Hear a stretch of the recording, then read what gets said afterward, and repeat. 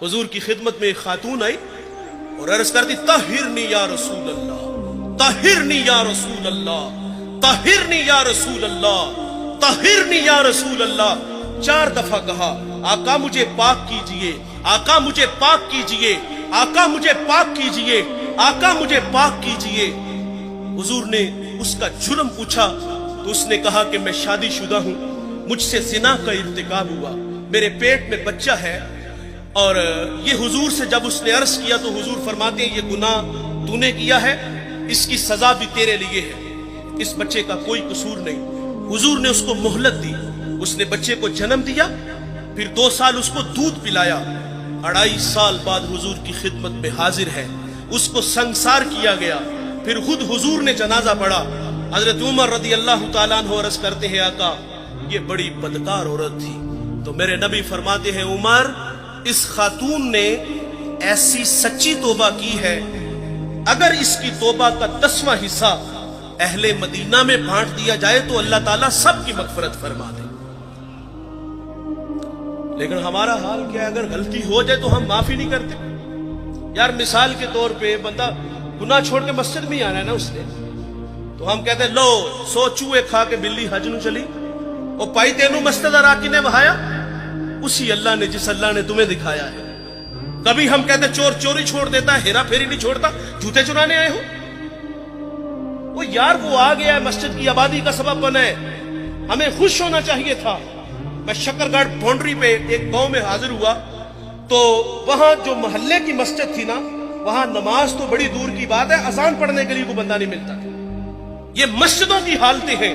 इकबाल जब उंदलस गया, करतबा मस्जिद जिसके 1400 सतून है, उसे उजड़ा देखा तो इकबाल वहां फूट फूट के रोया था कि रो रही है आज एक टूटी हुई मीना उसे, कल तलक जिस साकी के गर्दश में पैमाने रहे, खैर तू साकी सही मगर पिलाएगा किसे, अब न मैं कश बाकी रहे न मैं खाने रहे।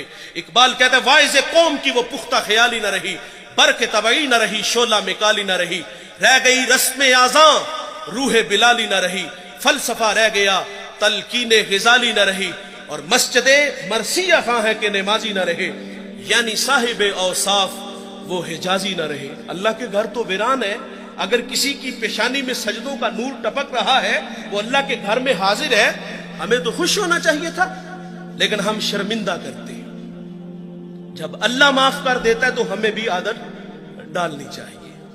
अल्लामा सैदी लिखते हैं, शारे मुस्लिम मुफस्सिर कुरान, एक बूढ़े का तस्करा करते, वो हर साल हज के लिए जाता था।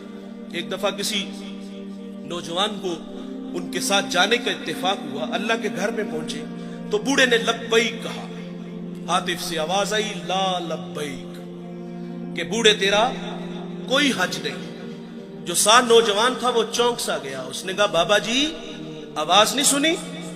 तो कहा बेटे ये आवाज मैं 70 साल से सुन रहा हूं। तो वो जवान कहता है कि बाबा जी आप फिर भी आते हो? अब कलेजा फटने लगा, रो के कहा कि बेटे बता, इस दर के अलावा कोई और दर है जहां जाके मैं दामन फैलाऊं? बस इतना कहना था कि रहमत खुदाबंदी जोश में आई। हातिफ से आवाज आती है कि जा बूढ़े, हमने तेरे 70 के 70 हज कबूल कर लिए। वो माफ करता है भाई, हमें भी आदर डालना चाहिए। किसी को फरमाया शर्मिंदा ना करो।